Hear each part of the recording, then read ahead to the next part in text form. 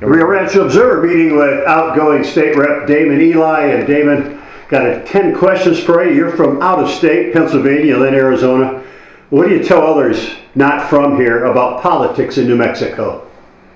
No, I tell them that we're actually a lot more sophisticated than people think, particularly as I compare it to the state I grew up in, which is Arizona. We actually, I think, in many ways are much more thoughtful about and deliberative about our policy, even though we're a volunteer legislature.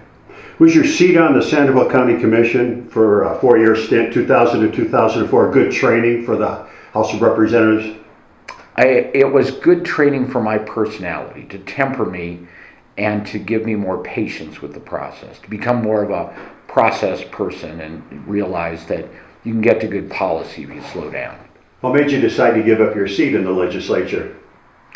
That's kind of a complicated question. Part of it is it just seemed to be my time, but I knew that going in 6 years ago. And I told my wife, I promised my wife 6 years, and what I tell her now is I'm going to miss it, but I don't regret the decision. But I think it just came down to, it just felt right to me 6 years ago, and that feeling never changed. 6 years was enough. What are your proudest accomplishments? So on the front end, passing a couple of pieces of major legislation: conservator guardianship reform, criminal justice reform, ethics legislation. But on the back end, which I actually had only a minor role in, was eliminating predatory lending, which I thought was really a tax on the poor. So I was happy to do that, to be a part of that. What's something you had hoped for during your stint, but it just couldn't be achieved? I think taking a more analytical approach to policy in areas other than just criminal justice. So what I mean is the idea of not just doing things because they feel right. You do things that are based on studies and data in real time and being able to evaluate that data. If I'd had more time, I would have pushed harder to expand that into not just criminal justice, but also education, healthcare, those kind of things. And I think it'll eventually get there, with or without my involvement, but that's what I would have pushed for. What are some of the biggest headaches you had or nightmares you had during your stint at the Roundhouse? That's a harder question to answer because I enjoyed my time at the Roundhouse. There weren't a lot of horrific surprises. I think the thing that was most terrifying to me was after I got done with the last session, we came back from vacation and I saw a shot of the legislature and saw my bald spot. That was probably the most horrifying. But in terms of frustrations with the legislature, I got to tell you, I didn't have that. I do think having a paid legislature, you asked me what I would want to accomplish in a frustration.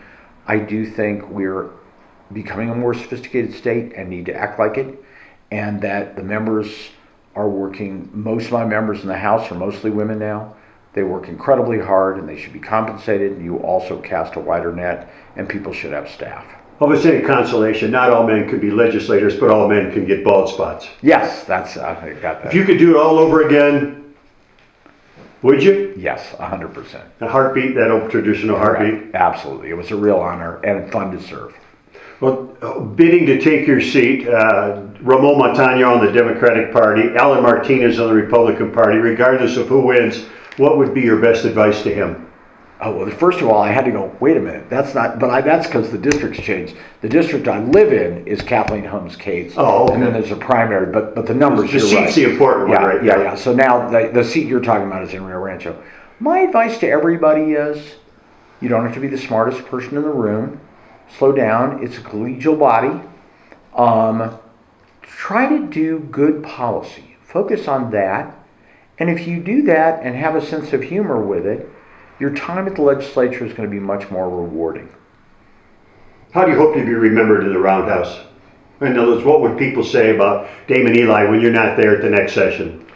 I would hope people would say that I tried to mentor members that were coming in, and that I tried to work across the party divide when it was appropriate, and that I think I did both. I hope I did. And what's next? Nothing. I mean, vacationing, travel, writing a book, doing things with your wife, grandkids, whatever you've got out there. Well, I practice law full time, so I intend to keep doing that as long as my wife will let me. I do want to at least explore the idea of doing some election protection type work in Arizona. I'm a licensed lawyer in both New Mexico and Arizona. I wouldn't move there, so it'd be kind of, cameo appearances.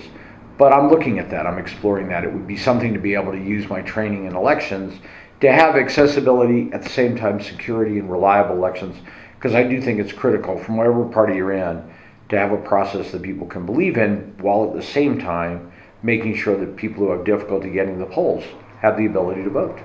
All right, thanks for your time, David. That was easy. Thank you very much. Thanks, Gary. Nice to see you.